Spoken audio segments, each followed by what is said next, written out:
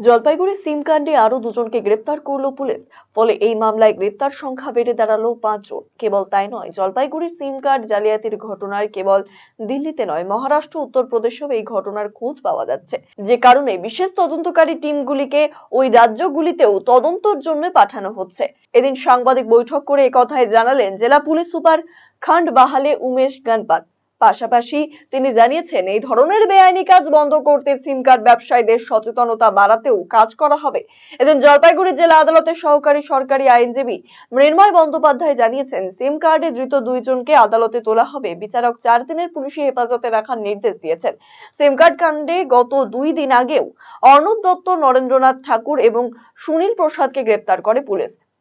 ওই গ্রেপ্তারের পর গতকাল দীপায়ন মণ্ডল এবং মোহাম্মদ মমিন নামে আরো 2জনকে গ্রেপ্তার করা হয়েছে। ধৃত 2জনই মালবাজারের বাসিন্দা। সেই সাথে একটি সিম কার্ডের দোকান সিল করে দেওয়া হয়েছে।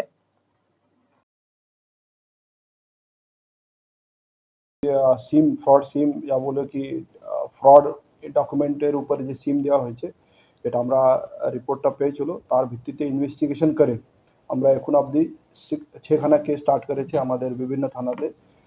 কোতওয়ালি, ময়নাগুড়ি, ধূপগুড়ি, তারপরে মালবাজার, মেটলি আর নাগরাকাটা, এই 6 থানাতে আমরা প্রত্যেক থানাতে একটা কেস স্টার্ট হয়েছে। এখন অবধি আমরা 5 জনকে অ্যারেস্ট করেছি।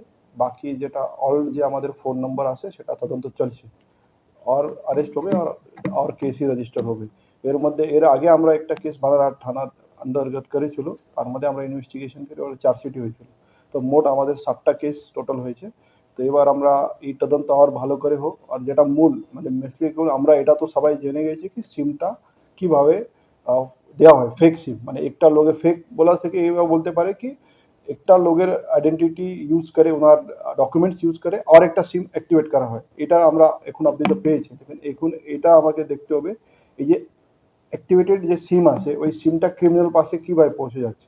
কেন আমরা যখন যত কেস এটা পেয়েছে, এইটা সব কেস আমাদের এখানে হয়নি। এই সিমটা বিভিন্ন জায়গা থেকে ইউজ করা হচ্ছে, দিল্লিতে আসে, মহারাষ্ট্রতে আসে, ইউপিতে আসে, বিভিন্ন জায়গা থেকে ইউজ করা হচ্ছে। তো ওই সিমটা কীভাবে ওখানে পৌঁছেছে সেটা একটা ইম্পর্টেন্ট আছে, সেটা আমরা এখন খতিয়ে দেখছি।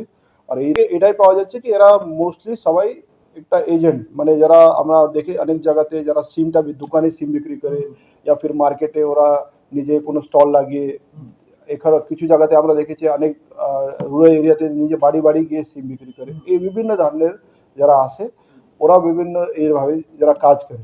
আপনি কি দীর্ঘদিন থেকে পেটের বিভিন্ন সমস্যায় ভুগছেন, গ্যাসের সমস্যায় ভুগছেন? তাহলে আপনার জন্য সুখবর। এখন থেকে প্রতি মাসের নির্দিষ্ট দিনে দিশারি হেলথ কেয়ার রায়গঞ্জ শাখায় নিয়মিত বসছেন হায়দ্রাবাদ থেকে আগত বিশিষ্ট গ্যাস্ট্রোএন্টারোলজিস্ট ডক্টর রবি কিরণ পেরুমাল্লা। ডাক্তার রবি কিরণ পেরুমাল্লাকে দেখাতে আজই যোগাযোগ করুন দিশারি হেলথ কেয়ার উকিলপাড়া রায়গঞ্জ শাখায়।